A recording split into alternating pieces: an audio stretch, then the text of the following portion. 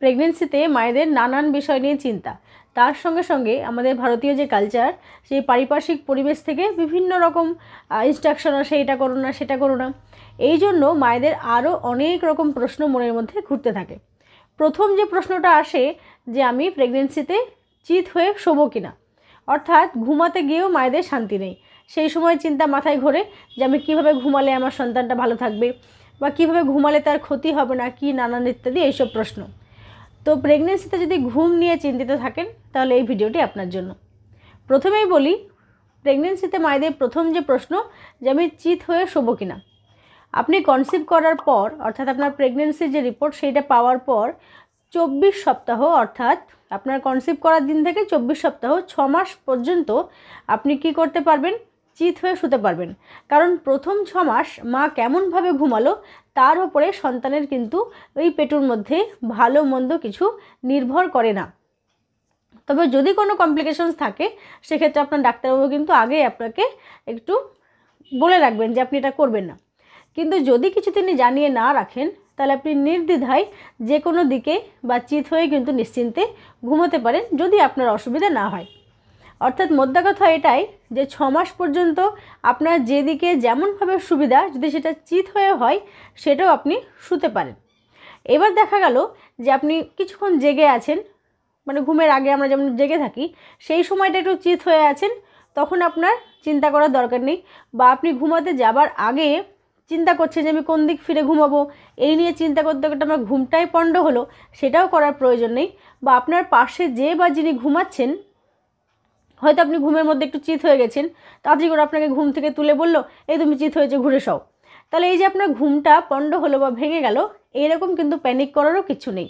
আপনি কি করবেন, 6 মাস পার হয়ে গেলে আপনার ডান দিক বা বাঁ দিক যে কোনো দিকে ঘুরে যেদিকে আপনার আরাম লাগবে ঘুমোতে পারেন। কারণ সাধারণত ডাক্তারবাবুরা এই 24 সপ্তাহ বা 6 মাসের পর থেকে বলেন বাঁ দিকে বা ডান দিকে কাত হয়ে ঘুমানোর নির্দেশ দিয়ে থাকেন। কথা হলো 6 মাস পর থেকে যখন আপনার বেলিটা একটু বড় হয়ে যাবে, পেটের মধ্যে বাচ্চাটা বড় হয়ে গেছে, সেই ক্ষেত্রে যদি আপনি চিত হয়ে শুয়ে থাকেন তাহলে বাচ্চার নয়, প্রথমে কিন্তু আপনার কষ্ট হবে।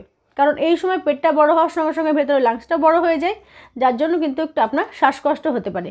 এবার আপনার শ্বাসকষ্ট মানে পেটের মধ্যে কিন্তু বাচ্চাটারও একটু সমস্যা হতে পারে। সেই জন্য ডাক্তারবাবুরা নির্দেশ করে থাকেন ডান দিক বা বাঁ দিক কাত ফিরে ঘুমাতে।